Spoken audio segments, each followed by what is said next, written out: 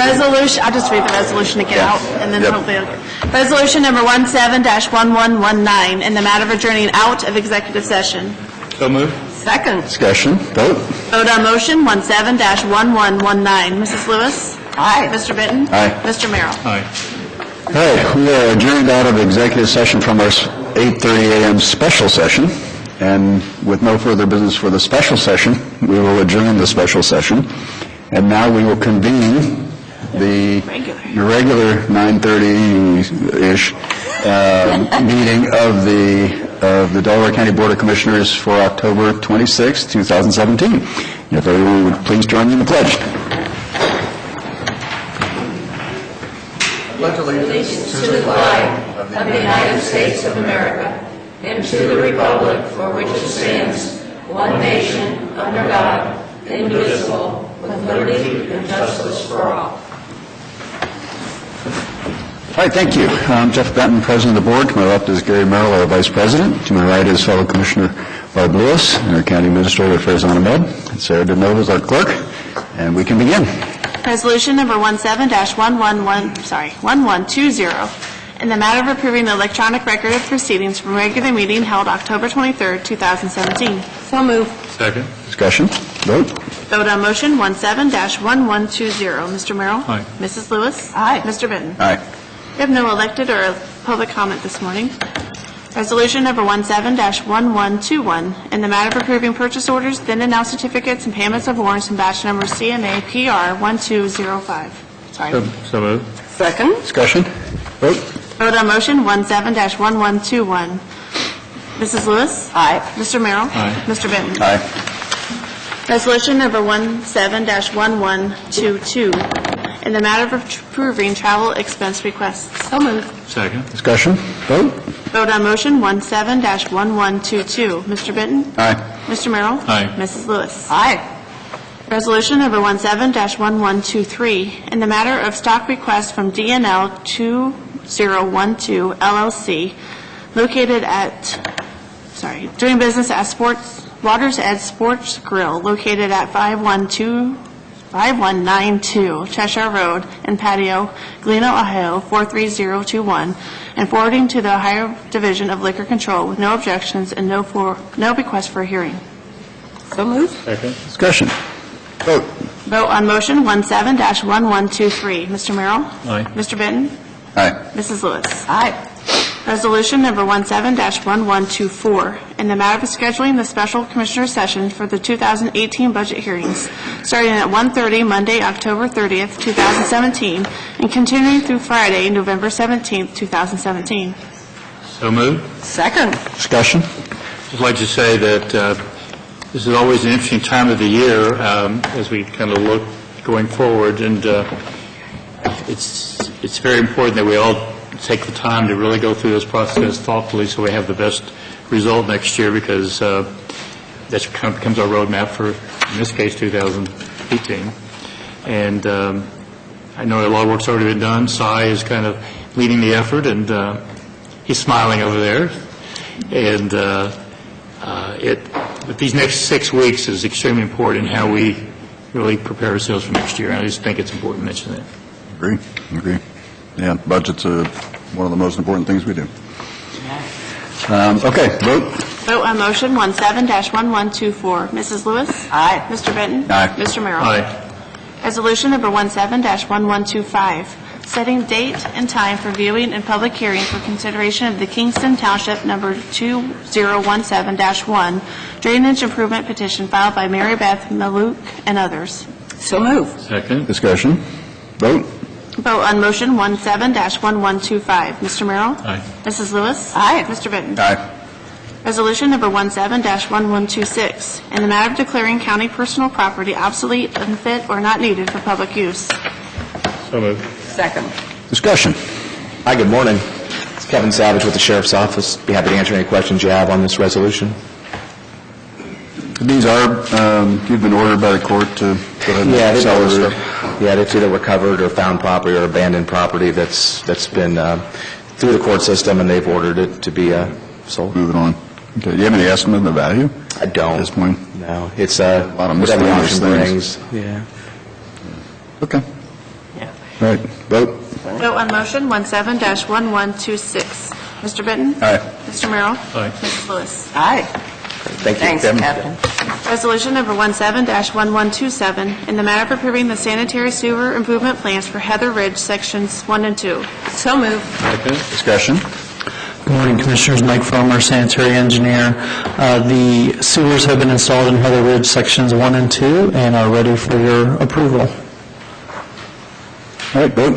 Vote on motion 17-1127. Mr. Merrill? Aye. Mrs. Lewis? Aye. Mr. Benton? Aye. Thank you. Thanks, Mike. Thanks, Mike. Resolution number 17-1128, in the matter of accepting the award for the Victims of Crime and State Victims Assistance Grant for Victim Services. So moved. Second. Discussion? Good morning, Commissioners. Nicole Floyd with the Delaware County Prosecutor's Office. Once again, we've been awarded the Victims of Crime Act and State Victims Assistance Act grants. These grants will allow us to continue to fund and employ our Victim Services Director, Trish Wright, our Victim Services Assistant, Megan Powell, and our Civil Protection Order Specialist, Penny Bennett. All of these positions are extremely vital to serving the victims in our community, and we are requesting that grants be awarded and accepted into our county funds. We have been awarded $172,933.76, and $34,165.55 is local matching funds. The grant did begin on October 1st of 2017 and will conclude on September 30th of 2018. We would have the opportunity to renew the grant in 2018. All right, good. Glad we got it. Vote. Vote on motion 17-1128. Mrs. Lewis? Aye. Mr. Merrill? Aye. Mr. Benton? Aye. Thank you, Commissioners. Thanks, Nicole. Resolution number 17-1129, in the matter of approving a transfer of funds for Job and Family Services. So moved. Second. Discussion? Good morning, Commissioners. Steve Secor with Job and Family Services. I'm here today to talk about funding that we would like to be transferred from our public assistance funds to workforce and children's services funds. The funds, and then also funds that have been budgeted by the Board of Commissioners but not yet appropriated for calendar year 2017. Any cash on hand, our cash on hand is currently less than 3 months of our reserve, which is less than optimal at this point. So we're requesting that those funds be transferred, and any funds not spent through 2017 would be encumbered for 2018 to offset our general revenue requests for next year. And these funds would be used for ongoing operating costs and local contributions to children's services costs, placement costs as well. So we request that you accept our approval today. So, thank you. So no supplemental appropriations, we're moving funds within different... So there are one portion that will be moved. Basically, we're moving funds from one cost to reimburse from the other cost. So WIOA and Children's Services are floated by our Public Assistance Fund, so we will be reimbursing just what we've spent already from our Public Assistance Funds for those two funds. All right, vote. Vote on motion 17-1129. Mr. Benton? Aye. Mr. Merrill? Mrs. Lewis? Aye. Thank you. Thank you. Thanks. Resolution number 17-1130, in the matter of approving the Delaware County Code compliance to begin the administration of the 2017 Ohio Building Code, the 2017 Ohio Mechanical Code, and the 2017 Ohio Plumbing Code. So moved. Second. Discussion. Good morning. Fred Fowler with Code Compliance. Also with me today is Dwayne Matlack, our building official. As a certified department, and all certified departments in the state, we're mandated to follow the Ohio Building Code. That's a good thing across the state. It adds consistency to all the jurisdictions. So the state of Ohio adopted a new building code mid-year this year that takes effect in November next month, and we are mandated to follow that code, and this is an opportunity for your board to acknowledge that we will follow that code and start enforcement of the 2017 Ohio Building Code next month. Many of the changes that have occurred are due to the fact that Ohio has not adopted a code since 2011. So basically the changes have kind of modernized the Ohio Code up to the international codes. So. Okay, does this have anything to do with that audit or examination where we got some lower scores? Remember a few months ago? It will help in that, because some of the lower scores that we received was Were due to the because fact we that were- the Ohio codes were behind. So it was a very good point. Okay. I don't think it's a result of the ISO evaluations that the state updated their codes, but the update of the codes will help us in getting those scores back up, definitely. Okay. Yep. I figured that was probably related. So. Okay. Vote. Vote on motion 17-1130. Mr. Merrill? Aye. Mr. Benton? Aye. Mrs. Lewis? Aye. Thank you. Thanks, Fred. Thanks, Dwayne. Resolution number 17-1131, in the matter of approving a memorandum of understanding between Delaware County, Ohio, and the Ohio Department of Agriculture for the local agricultural easement purchase program. So moved. Second. Discussion? Happy to answer any questions you might have. And who are you? Scott Stevens, Delaware Water Conservation District, sorry about that. Yeah, I know you. Sorry.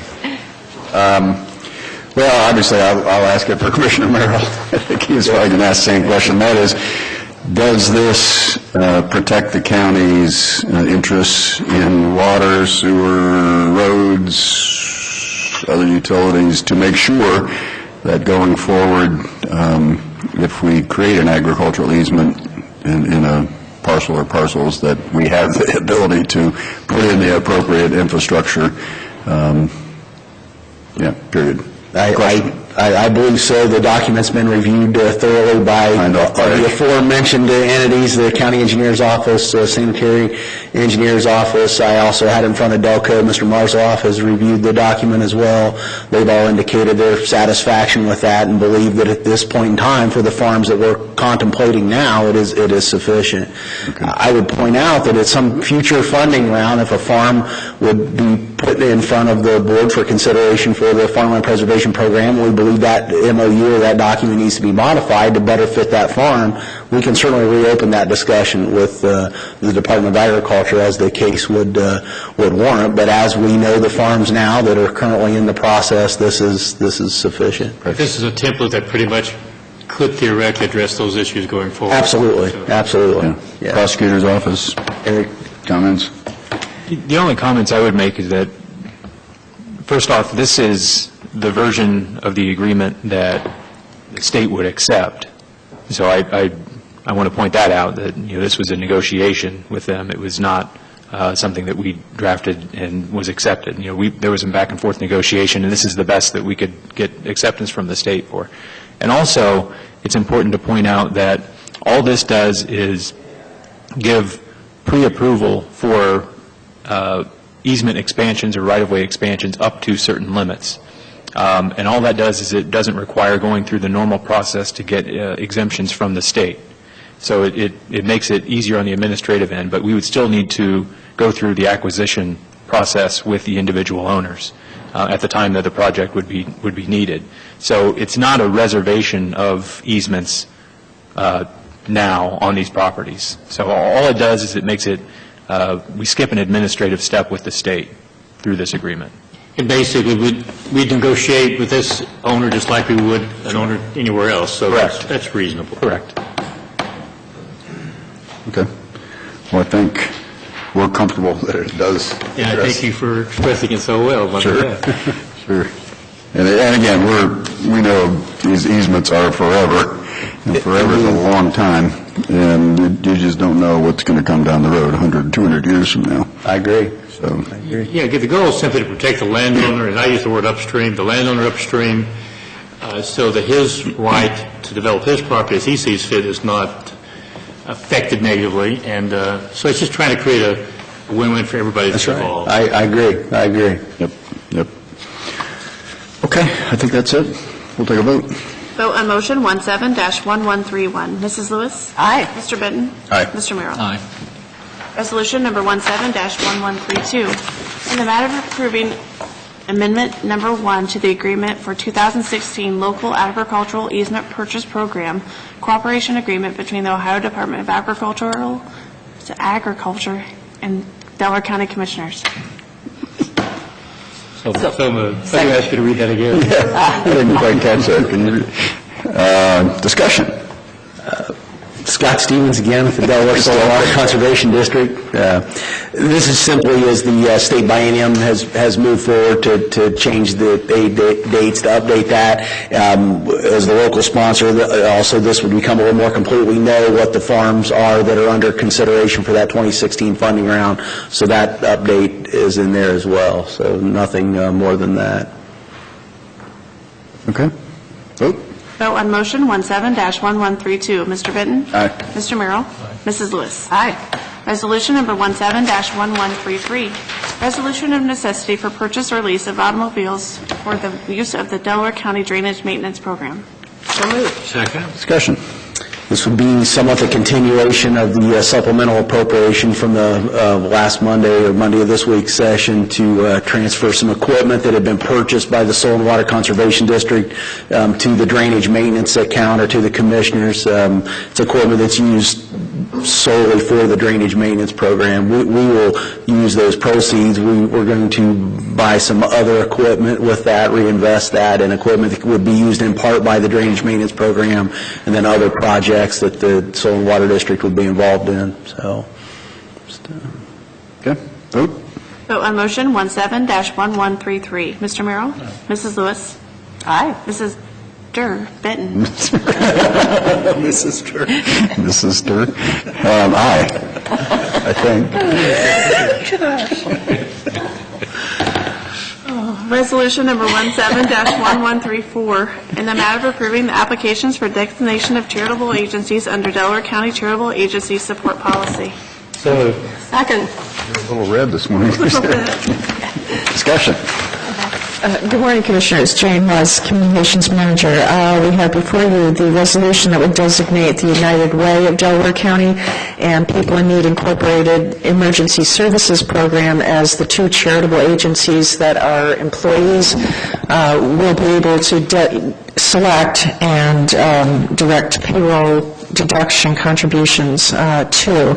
I'd like to thank, we had a committee, Natalie Fravel, our Clerk of Courts, Leslie Ross from the Sheriff's Office, Jane Tanker from the Auditor's Office, and Cy Keeley and myself, who reviewed, these were the two applications that we received, and this would be for the time period of 2018 through 2019. And we selected them, and I will point out with People in Need, we confirmed United Way does channel money to their food pantry program.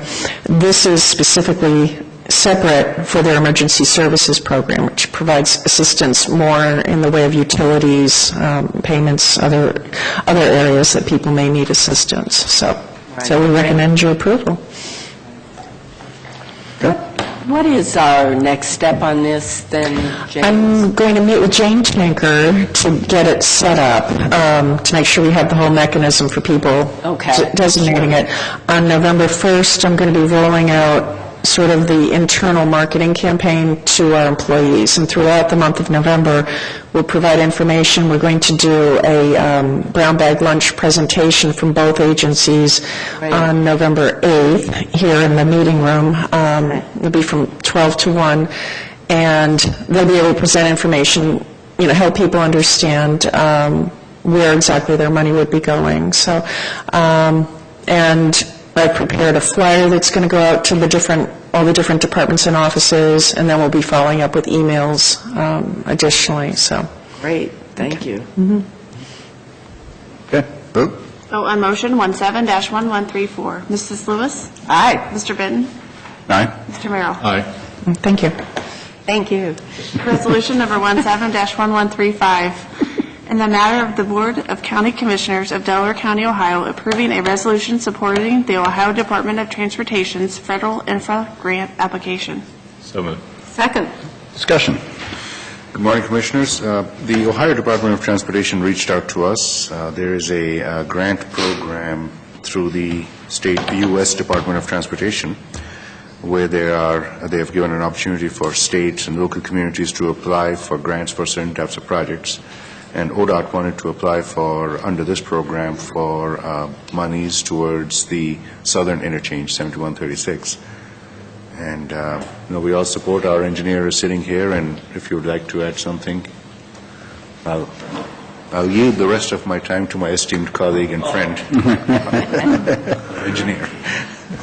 I'd only add that last week I was at the ODOT track hearings for two reasons. One, to be supportive of ODOT's application for the 3671 interchange modifications that this project's about, and also our Big Walnut interchange project. And a funding proposal on the 36 interchange was put forward. Didn't include this grant, so if the state's successful in this grant, it would generate more money than what was identified and what was asked of track. And so I don't see this as anything other than a positive thing, that we can be supportive of this application, bring some of our federal gas tax money that we all send off to Washington back to Delaware County in the form of a really meaningful project. So I would encourage you to be supportive. Is there a target amount that's included in the application? We were reading the application for, this is considered a large project, and for a large project, I think the limit was 40% of the cost, but a minimum of $25 million. There were all these different criteria, and I can't remember them. So I have a feeling that ODOT will be asking for somewhere in the $30-40 million range. The $30 million number sticks in my mind, but I don't have that in front of me. I can't verify that. I probably shouldn't have said it out loud, but that's the number that's in my mind. If I remember right, I may be remembering it correctly, was this project estimated around $50 million or at one time, or? 140. Yeah, it's quite a bit. For all phases. Do you know what the phase one number was, Rob? It's around 30 to 35 million. Yeah. Yeah. If ODOT is successful in getting that grant, it would be for the whole project, and then what they would do, or the way the grant would be distributed is so much can go towards phase one, so much can go towards phase two, and so on and so forth. One other thing I would add is that we actually looked at this grant program to see whether it would be applicable for our Big Walnut project or any others, and the criteria generally is toward improving the existing system and improving deteriorating or lower functioning infrastructure and economic development. And so the case for the southern interchange at 36 is that it builds a lot of new capacity into an overcapacity interchange. We can't make that argument at Big Walnut because it's brand new, and Big Walnut isn't a direct economic development project, and so we didn't feel like it was that the program really fit our project well enough for us to it'd kind of be futile for us to try to apply for those funds. But I think it's a good fit for this project, and again, I'd be supportive. Is it something that the state has to apply for? Counties can't directly apply? My understanding is local government entities can apply for this as well. Okay. But they're typically really large projects, and the criteria seems to lend itself toward the higher capacity parts of our infrastructure system. Could you just explain the purpose of the track hearing, Engineer Bauserman? So Yes. just to clarify. TRAC is ODOT's Transportation Resource Advisory Council, is that right? Transportation Review Advisory. Review Advisory Council. There's a board that's appointed to review major infrastructure investment at the state, and to, I think it was intended to kind of take the politics out of where ODOT's major money investments were made, and so the TRAC has a application and hearing process for any entity that wants state participation in a project or wants to upgrade a state-owned and operated facility. And so I was there to make the case for our Big Walnut project. There are tiers in TRAC's ranking. We were asking for what should have been a really easy question to ask. We weren't asking for any money at this point. We have some earmarked money, and we have local money to put toward developing the project, designing it, buying the remaining right-of-way that we don't control. We weren't asking for ODOT for anything other than we need to have track Tier 2 status in order to move forward with that project, because it is on an interstate highway. And so we'll be back asking track for funding for Tier 1 status within the next year or two. But the purpose of my appearance there last week was to ask for no money, just Tier 2 status. So When do you find out? I'm not sure when those results. Is it January? Okay. Okay. I'll let you know as soon as we know. Okay, Yeah. all right. All right, thank you. Yeah, I know at the last MORPSI meeting last week, those two projects were highlighted by MORPSI as probably the top two projects in Central Ohio. And MORPSI was there and made a presentation in support of 3 Central Ohio projects. Yeah. Okay, vote. Vote on motion 17-1135. Mrs. Lewis? Aye. Mr. Merrill? Aye. Mr. Bitton? Aye.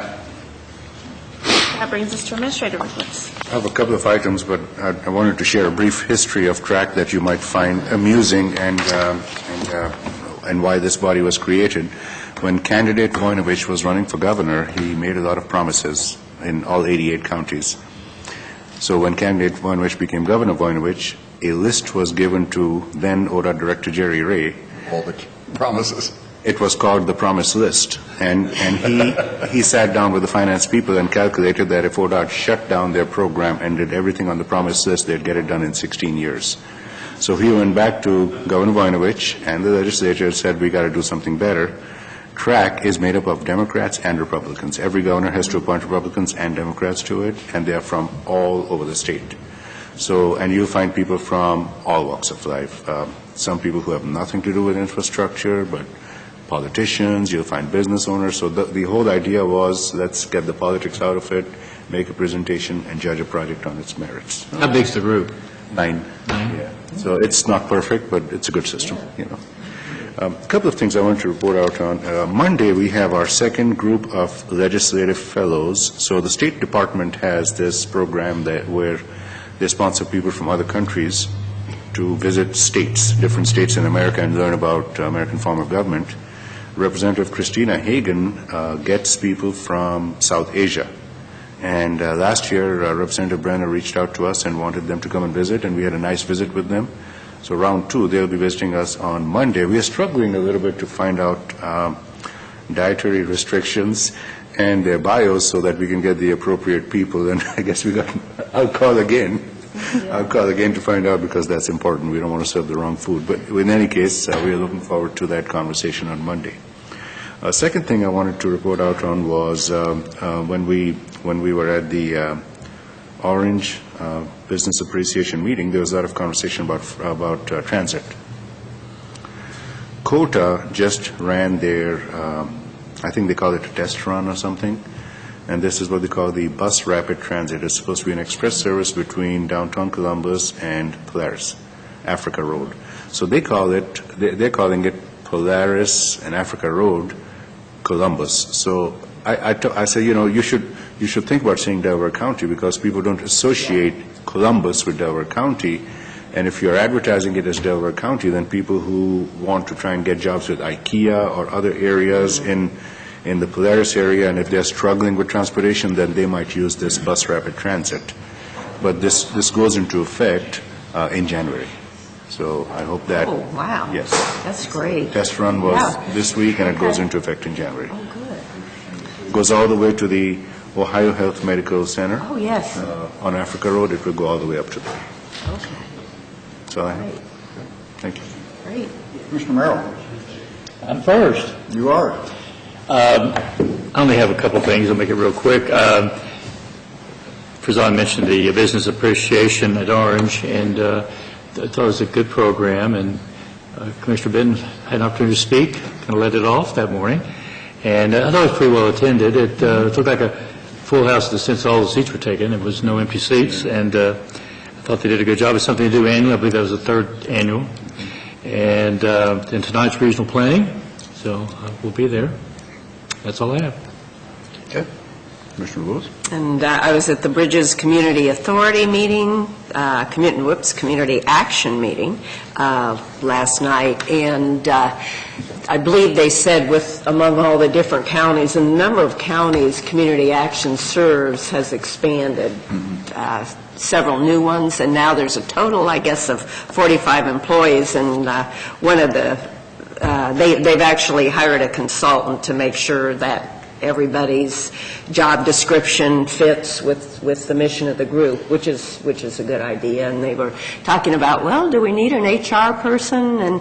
And someone said, well, maybe we could share one with someone else. So that's, that therefore not a full-time person. So anyway, just discussions such as that shows the growth of the organization. And that's it.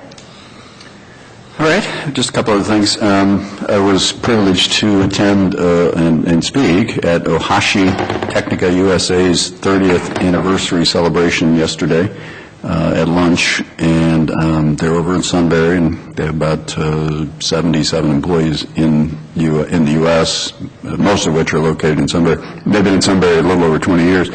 It was a very well-attended event, very well done, and I want to congratulate Ohashi on 30 years in the U.S., and they're a good local community partner in Sunbury and that area, and they do a lot of things there, and again, I want to congratulate them. And on their ceremony, they had their corporate president from the global president there as well. It was a very nice event. Well done. Pin, they've got I think all three of us are going to be there this afternoon at the American Bistro. Oh, that's right. Pin is having a little gathering at the American Bistro as they open, and they're a big supporter of Pin, so I think all three of us will be there. I want to congratulate the Orange High School girls golf team. They won the state championship. So that is very cool. Very cool. Congratulations to them. Great talent and a great sport.